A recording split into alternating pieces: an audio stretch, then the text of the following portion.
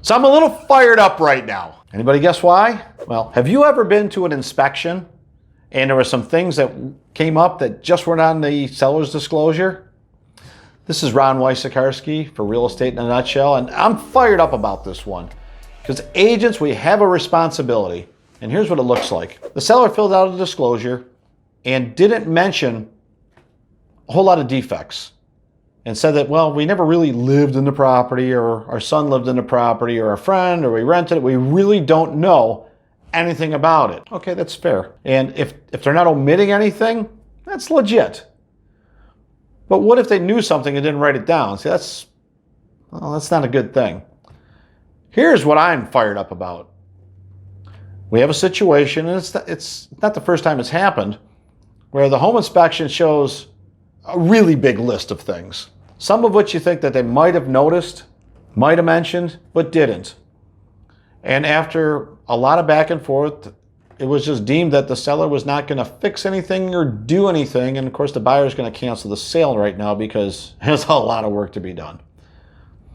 And I had mentioned more than a couple of times, it says, you realize before this deal comes undone, everything in here needs to be disclosed, because the seller can't hide behind, I never lived there, I rented it, family lived there.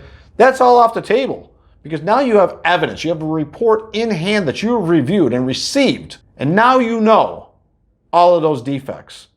So let's say that you have a plumbing leak underneath the house and it's pier and beam construction, and raw sewage is leaking underneath the house and it's giving off a vapor. And maybe the pest control and the inspector couldn't get underneath there because there's raw sewage on the ground. Who's going to go through there? See, you may not have known that, but now you do. You can't unring the bell. That has to be disclosed. Let's say that you learn that your AC is from 1983 and it was in perfectly good condition. If somebody asks, well, now you know it's from 1983. And let's suppose the ductwork was all chewed up, and I'm going to say by animals underneath the house, and it's very inefficient. Well, that would need to be disclosed too. If there's a laundry list of things that you see in an inspection report and you're given the report, if you're the listing agent, you have a responsibility to have the seller update that. And that puts you, I guess you can call the real estate commission for yourself. I don't want to play lawyer over here.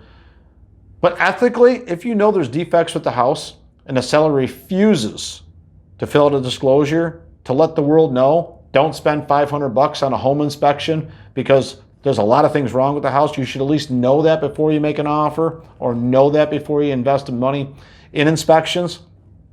At the very least, not even crossing over the ethics line, but moral, just as a moral hazard, if you know something has a defect and your seller doesn't want to disclose it, well, there's plenty of language in there when you get your license about what to do in that case. And that's what I'm fired up about, because at this point, I'm not convinced they're going to disclose any of this. And I'm not judge and jury, but I'm fired up about it because I have a client who spent a lot of money on inspections, and quite honestly, they wouldn't have made the offer they made if they'd have known those things.